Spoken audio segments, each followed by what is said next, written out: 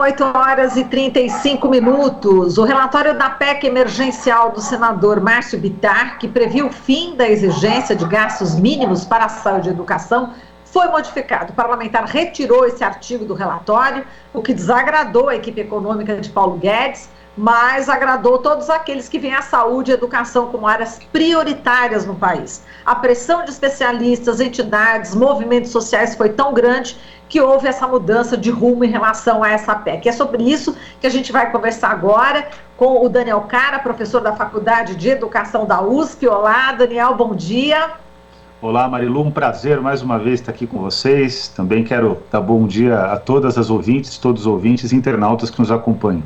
Tá certo. E tá com o boné hoje do MST, é isso, Daniel? Eu estava em atividade, não deu tempo de sair dela para fazer aqui Mas que bom, né? Vamos defender aqui o maior movimento social do mundo, o MST, o Movimento dos Trabalhadores Rurais Sem Terra. Perfeito, com certeza. E também a querida Lúcia Souto, médica sanitarista, presidenta do Centro Brasileiro de Estudos de Saúde, SEBS, e pesquisadora da Fiocruz. Olá, Lúcia, bom dia.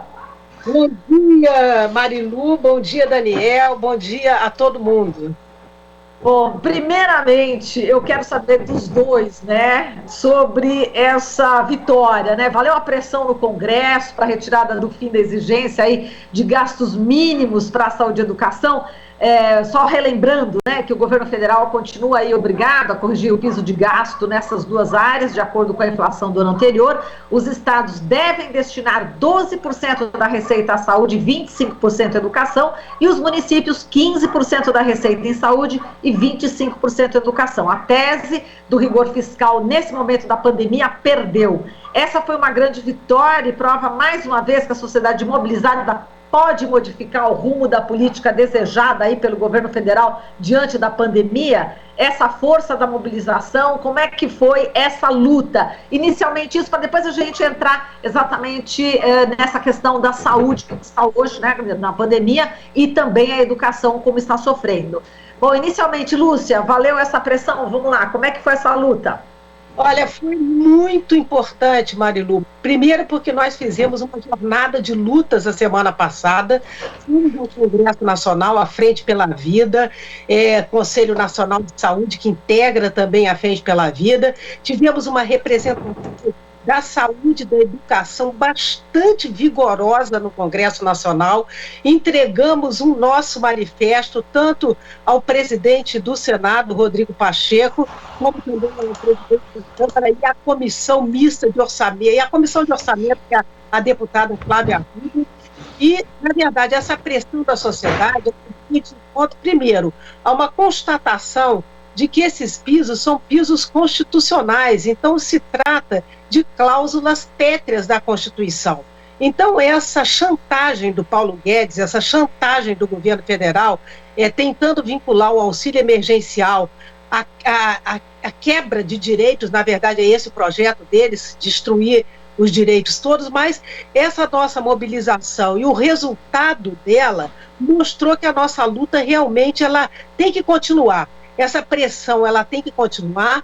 Nós estamos nessa jornada, não foi só aquele momento, porque ainda resta no artigo 6, um parágrafo único, que eles inventaram um conceito, como também inventaram a EC 95, que é o único país do mundo que tem uma emenda constitucional dessa natureza, né? Também tem nesse outro cavalo de Troia nessa medida, né, que é exatamente no artigo 6, um conceito inventado que é essa responsabilidade fiscal intergeracional.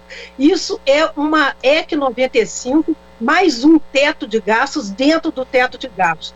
Então, foi um primeiro momento e uma primeira vitória, mas a gente sabe que a luta tem que permanecer, mas a mobilização também está grande, Marilu. Então, isso eu acho que é importante, porque as pessoas estão com essa percepção de que a gente pode alterar esse quadro com a nossa participação ativa nessas instâncias, né, do Congresso Nacional, do Parlamento Brasileiro. Daniel, como é que você viu toda essa pressão e falar como é que foi também essa luta no setor de educação? Olha, foi uma pressão muito bem sucedida. No nosso caso, na área de educação, a gente deu sequência àquilo que já tinha sido feito pelo Fundeb, No dia 24, na quarta-feira, a área de educação, a Campanha Nacional pelo Direito à Educação, criou a hashtag Auxílio Sim, Desmonte Não. Sozinhos, nós conseguimos ficar em 8º lugar do Twitter, né, dos assuntos mais comentados, e depois, na quinta-feira, com todas as entidades, a gente alcança o 2º lugar. Assim como a Lúcia falou, a área de saúde fez as atividades, na área de educação nós também fizemos o que a gente chama de arrastão, que é fazer da vida dos senadores e das senadoras um inferno, né? Pressionar pelo WhatsApp, conversar, exigir um posicionamento correto, e isso surtiu efeito. Concretamente, a gente tem uma realidade que, falando de aspectos analíticos aqui, que é uma realidade que já é comprimida pela Emenda à Constituição 95 de 2016, como bem falou a Lúcia. Isso significa que o orçamento necessário para a garantia do direito à educação, para a garantia do direito à saúde, já está constrangido pelo teto dos gastos públicos federais. Quando ela tramitava, eu tive na Organização das Nações Unidas, era na época a PEC 241 na Câmara dos Deputados, e depois converteu em emenda à Constituição, eu tive a oportunidade de, na Organização das Nações Unidas, falar com o Gordon Brown, que é ex-premier do Reino Unido, e ele ficou assustado, ele disse, eu nunca vi algo tão cruel, tão terrível para o desenvolvimento do país, para a realização dos direitos de uma nação. Nesses termos ele colocou.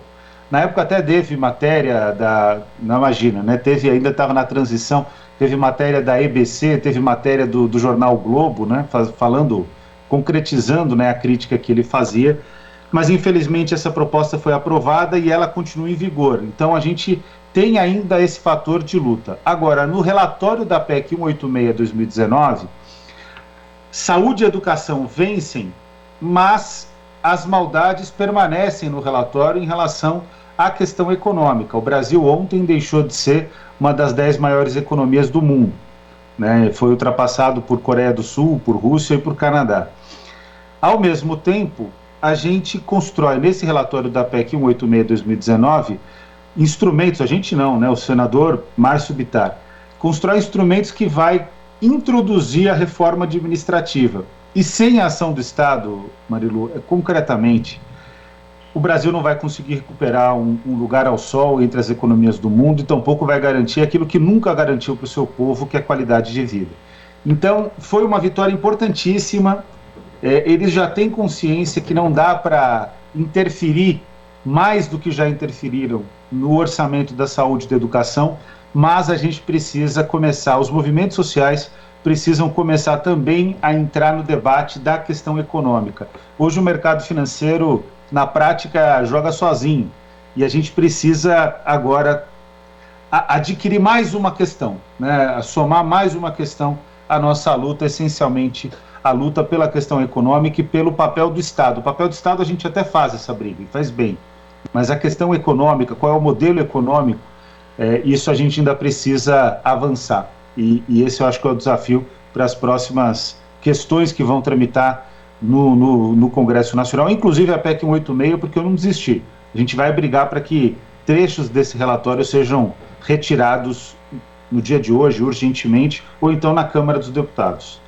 Perfeito. Agora, Lúcia, vamos falar também, você depois pode até comentar o que o Daniel falou em relação a essa parte econômica, essa reforma administrativa, né, que poderá vir, mas vamos falar dos dados aqui na área de saúde, né, super preocupantes. O Brasil registrou o maior número de mortes, 4º dia consecutivo de recorde, 1.726 pessoas morreram nas últimas 24 horas. Eu não sei se por um acaso o Daniel está mexendo no computador, não sei se é ele que está entrando no Google e está aparecendo aqui. Eu ia ver os dados agora. Então tá. Aguenta firme aí agora, só um minutinho, Daniel.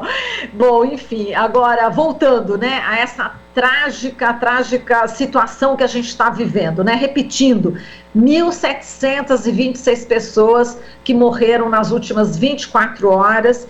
são 257.562 óbitos e há praticamente o esgotamento de vagas de UTI nos hospitais públicos e também privados, né? Esse cenário é o pior que a gente está vendo desde o início da pandemia. O presidente Bolsonaro diz que estão querendo colocar a culpa nele, né? Que o STF proibiu o governo federal de atuar no combate à Covid-19, dando poderes a estados, municípios, e por isso não pode ser culpabilizado.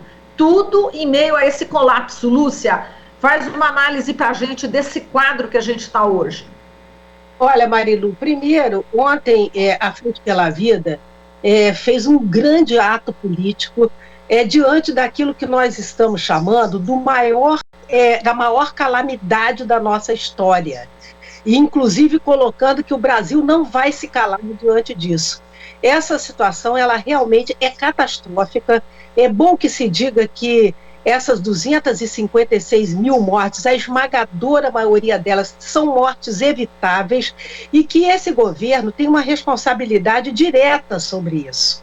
Quer dizer, na verdade, isso é um projeto, isso não é uma incompetência, isso não é uma omissão, isso não é uma negligência, isto é um projeto do governo de realmente impor esse sofrimento e essa quantidade inaceitável, né, de mortes no Brasil. Então a situação é muito grave. Ontem nós tivemos nesse ato político a presença de vários ex-ministros da saúde, de muitas entidades. Também tivemos a presença do CONAS, que é o Conselho Nacional de Secretários Estaduais de Saúde, e estamos, inclusive, propondo algo que possa ser um comitê de salvação nacional, algo no gênero, que possa significar uma ação conjunta de governadores, de prefeitos, das entidades da sociedade civil, CONAS, o CONASENS, onde tivemos também a Associação Brasileira de Municípios. Quer dizer, há uma compreensão dessas pessoas todas, de governadores, prefeitos, que nós não podemos continuar nessa toada que o Brasil está nesse momento, porque isso vai significar, logo ali na frente, se esse projeto continuar a vigir, mais de 800 mil mortos. Quer dizer, a aposta do governo é essa: vamos trabalhar para a imunidade coletiva de rebanho, quer dizer, deixar as pessoas se infectarem e morrerem, mas só que isso tem um preço inaceitável, que é a morte de 800 a 1 milhão de brasileiros. Então, essa situação é crítica nesse momento. O colapso dos serviços de saúde, ele já está transbordante. Nós estamos vendo, tanto na rede privada quanto no SUS, esse colapso, o esgotamento dos profissionais de saúde diante desse colapso. E a única medida, Marilu, nesse momento, que nós podemos tomar, porque a nossa proposta, a nossa agenda, a convergência da nossa pauta hoje é, primeiro, vacinas já, porque, inclusive, no prazo mais curto possível, para evitar, inclusive, que essas novas cepas possam proliferar, como já começam a proliferar. Então, o prazo da vacina encurtado, ele é uma necessidade, né? Nós sabemos que temos a produção tanto da Fiocruz quanto do Instituto Butantan, que se não fosse eles, desde o ano passado, terem feito seus contratos, a gente não teria essa disponibilidade na sociedade brasileira, mas é necessário mais vacinas para que a gente possa cobrir a população brasileira no mais curto prazo possível, né? Digamos até meados desse ano, que a gente tenha essa cobertura, e isso é uma meta que nós estamos perseguindo junto com todas essas entidades que participaram conosco ontem desse ato político, frente a isso que é a maior calamidade que a gente está vivendo, né? Além disso, a questão do auxílio emergencial, que nós consideramos que, diante da não vacina imediata, é fundamental a gente ter um isolamento radical, quer dizer, começar a partir para isso, porque essas medidas, elas são impactantes, elas têm um grande impacto sobre a circulação do vírus. E essa falácia, essa fake news do governo, de dizer que vai proteger a economia, isso é fake news, porque todos os países que conseguiram fazer uma medida radical de isolamento, eles tiveram um impacto muito mais positivo sobre a economia, porque você faz esse isolamento radical durante um período curto, 15 dias, e isso repercute muito mais numa recuperação, até mesmo da economia lá na frente. Com a introdução também do auxílio emergencial, que nós consideramos estratégico para que a gente possa ultrapassar esse momento tão crítico da sociedade brasileira. Então, são medidas importantes. O presidente da República, mais uma vez, vai se colocar contra isso, mas nós estamos achando que o importante nesse momento é aprofundar e propor uma autoridade sanitária da sociedade civil para conseguir trafegar nesse momento tão crítico. Por exemplo, o governo ontem ele fez também uma ação de veto com relação à emenda 1003, que colocava a questão da possibilidade da compra das vacinas pelos estados com recursos do federal. O Bolsonaro vetou uma série de itens dessa proposta, né, que era chamada emenda de proteção da vida da população brasileira, mas nós não desistimos. Já há toda uma ação dentro do Congresso, de parlamentares, para recolocar essa questão. Estamos também protegidos por uma decisão do Supremo Tribunal Federal que assegura aos estados e municípios a possibilidade de terem uma ação coordenada. O importante dessa autoridade sanitária, desse Comitê de Salvação Nacional nesse momento, algo do gênero, o nome é o que menos importa, mas é uma ação articulada, não pode ser cada um por si, isoladamente. O que nós queremos é uma ação articulada que possa fazer o papel daquilo que o governo não quer fazer, um plano nacional emergencial de enfrentamento dessa questão da pandemia, que inclua a questão das vacinas o mais rápido possível, que inclua um isolamento radical, porque essa situação não vai ser resolvida se a gente deixar prosperar o vírus tal como o governo está deixando. Daniel, agora vamos fazer a colocação aqui em relação a uma possível decisão que será tomada hoje aqui no governo do estado. O secretário estadual da Educação de São Paulo, Rocieli Soares, vai defender hoje, em reunião com integrantes do governo e do Centro de Contingência para a Covid-19, que as escolas permaneçam abertas durante a fase vermelha, que é a fase mais restritiva. O secretário de Saúde do Estado de São Paulo, eu ouvi ontem, ele se manifestou ontem contra, mas assim, de uma maneira não oficial. Hoje, acompanhando já pela televisão, pelos meios de comunicação, ele não falou nada a respeito. Existe uma grande expectativa sobre essa decisão. Como é que você vê essa posição, né, do secretário da Educação aqui no estado de São Paulo, Daniel? Bom, a posição do Rocieli Soares, ela nunca foi uma posição pautada pelo interesse da educação pública, concretamente, e principalmente ele, como secretário do Amazonas, depois como ministro da Educação, ele sempre agiu de forma a atacar professores, né? Isso é parte da trajetória dele. É uma pessoa que não deveria estar na Secretaria Estadual de Educação de São Paulo, nem ocupar nenhum cargo público, porque não existe educação sem professor.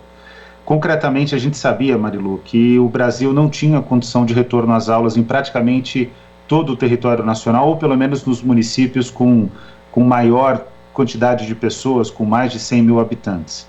Por que a gente diz isso de maneira tão categórica? O índice de transmissão comunitária no país, e praticamente em todas as cidades do país, sempre foi mais alto do que aquele praticado em qualquer outro lugar do mundo que teve retorno às aulas. O fato do Brasil ter evitado um lockdown correto, corajoso, que nenhum gestor público no Brasil de fato implementou, fez com que a possibilidade de retorno seguro às aulas ficasse mais atrasada. Assustadoramente, no ano passado, nenhum secretário estadual ou municipal de educação modificou aquilo que é o mais necessário, que é a questão da ventilação das escolas. Ou seja, o Brasil não se preparou para o retorno às atividades presenciais. A pandemia de Covid-19, ela exacerba, ela deixa mais claro, ela evidencia todos os problemas estruturais que nós temos em cada uma das áreas do país. Um dos problemas estruturais que nós temos na educação é a péssima infraestrutura de escolas. Então, o resultado dessa operação, a forma como tudo isso foi gerido, tanto pelo Ministério da Educação, mas por secretários estaduais e municipais de educação, explicam o fato de que hoje nós temos um número enorme de pessoas infectadas. A cada dia que passa eu recebo mensagens de professores que anunciam, infelizmente, isso para mim é extremamente revoltante, o falecimento de professores, falecimento de pais, falecimento de alunos, de funcionários de escola.